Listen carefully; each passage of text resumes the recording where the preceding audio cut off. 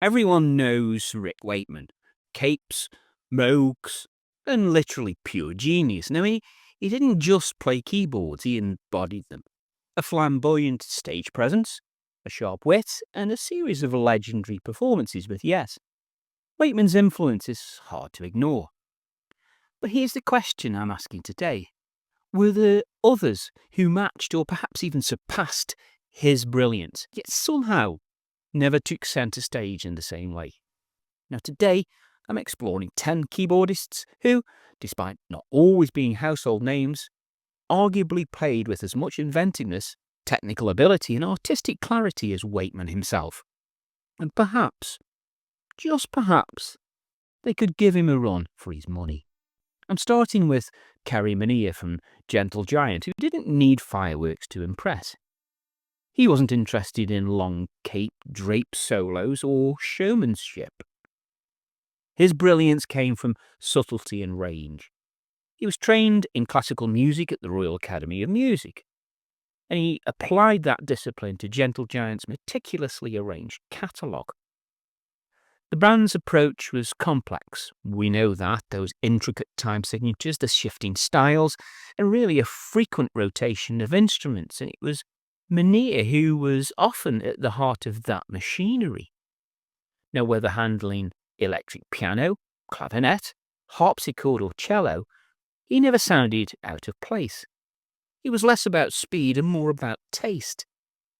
No, it's that quality which makes some progressive rock fans whisper his name in the same reverence they give Wakeman. As Rolling Stone once wrote of Minnear, he's the man who made Gentle Giant sound smarter than they really had any right to be. Could he beat Wakeman in a technical duel? Well, possibly not. But in terms of composition and restraint, he may have been operating on a higher plane altogether. Now next we've got Hugh Banton from Graaf Generator, who in terms of raw innovation is criminally overlooked. Banton approached the organ not as an accompaniment but as a driving force. He modified his Hammond with custom electronics to mimic bass lines, and this allowed the band to perform really without a bassist. It gave the group an eerie, intense sound, one that felt like it was being channeled from a cathedral possibly, or the edge of a cliff. Now while Wakeman dazzled with flourishes and fanfares, Banton created tension. His playing was dense, it was unforgiving and strangely beautiful in so many respects. In tracks like Manerg or A Plague of Lighthouse Keepers, his tone walks a tightrope between spiritual and apocalyptic. Now, it's hard to imagine Wakeman diving into that emotional darkness with the same control. Peter Hammill once said, Hugh was more than a keyboardist. He was an architect of mood. Now, the inclusion of Jon Lord from Deep Purple and Whitesnake might cause some to argue that he shouldn't even be on this list. After all, Deep Purple sold millions, and Lord's distorted Hammond intro into Highway Star literally remains iconic. But within prog rock circles, Lord is something placed more in the hard rock camp, unfairly pushed to the side of conversations about keyboard innovation. Now that is a mistake. Lord's fusion of classical and heavy blues was groundbreaking. He made the Hammond organ roar like a guitar, often putting Ritchie Blackmore on the back foot. Concerto for Group and Orchestra in 1969, this was a bold attempt to merge rock with full-scale classical arrangements. Long before Wakeman was doing extended suites about King Arthur, Lord was already trying to push the format. Now, did he have Wakeman's touch on synths? Well, no, he didn't, but in terms of presence, power, and influence, Lord definitely belongs in the same room. Clive Nolan from Arena and Pendragon represents a different generation in many respects, a part of the neo-prog movement of the 1990s. Bands like Pendragon, Arena and Shadowland all benefited from his melodic instincts and deep knowledge of classical harmony. Nolan's strength lies in his structure. He composed with the mind of a dramatist. His rock operas, She alchemy. These were ambitious in scope and expertly paced. There is an argument to be made that Nolan, unlike Wakeman, truly committed to the storytelling side of progressive rock, not just thematically, but musically. His keyboard parts guide the narrative, not just decorated.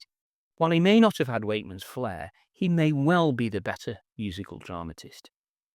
Now, best known as the flautist and frontman of Focus, Fish Van Leer is sometimes misremembered for that novelty hit Hocus Pocus.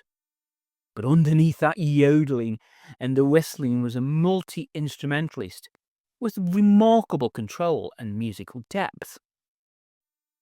His keyboard work really was often understated, especially in comparison to the louder guitar theatrics of Jan Akkerman.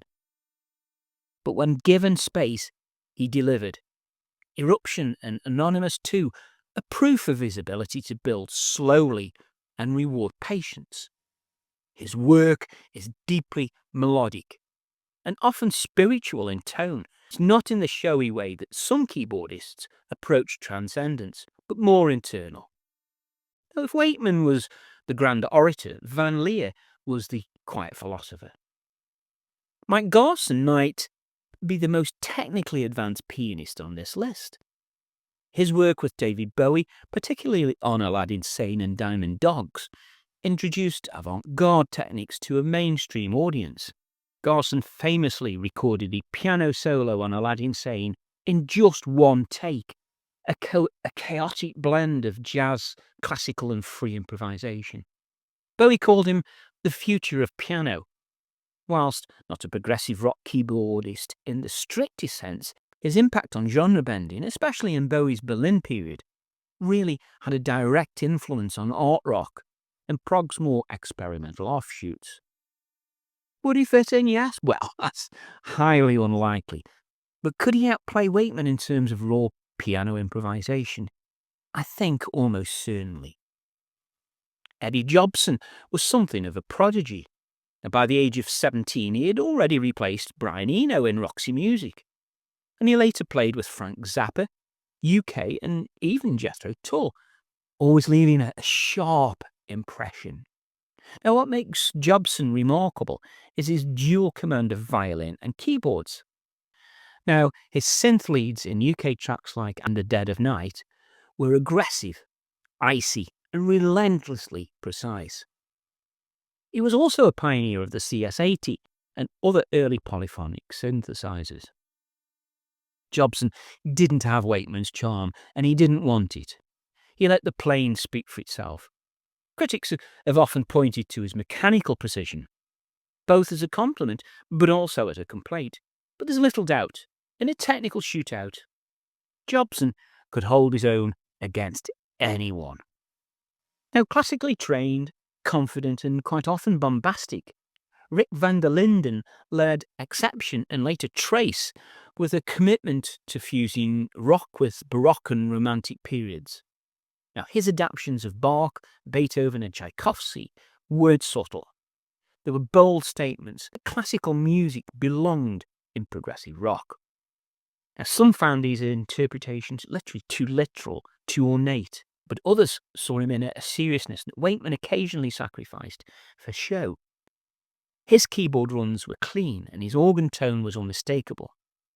Van der Linden was a musician who didn't apologize for thinking big, and that ambition, even when it was uneven, really does deserve some credit. Tim Blake was a sound scraper. Now, while Wakeman went for clarity and complexity, Blake went for texture and atmosphere. With gong and hawkwind, Blake's synthesizers created vast fields of sound that push the line between music and experience. Now, he was among the first to use laser harps and experimented with ambient and electronic music before it became fashionable. His solo work, like Crystal Machine, was way ahead of its time, more in line with perhaps Tangerine Dream than Yes. Blake's music isn't designed to impress, it's designed to envelop. And in that regard, he operated in a space that Wakeman rarely visited. Jürgen Fritz has often been labelled Germany's answer to Keith Emerson. Now, as the core of Triumvirate, Fritz combined classical flourishes with tight, punchy arrangements. Albums like Illusions on a Double Dimple and Spartacus are minor classics, and Fritz's playing is consistently sharp, expressive and focused. Now, he was less interested in soloing than in building coherent musical statements. That said, his technical skills were never in doubt. His organ and synth layers created sonic wall that could rival ELP or Genesis in their prime. Why didn't he reach Emerson or Wakeman's height? Well, perhaps because Triumvirate didn't break into the Anglo-American mainstream. But musically, Fritz was every bit their equal. So, could any of them really beat Wakeman? In showmanship? Perhaps not. In cultural impact? Probably not. But in musical imagination, compositional strength and innovation, well, yes, several of them could. Now, what Wakeman had was visibility, timing and personality. He became an icon because he wanted to be one. But music isn't a contest. And the point here isn't to dethrone Rick Wakeman at all.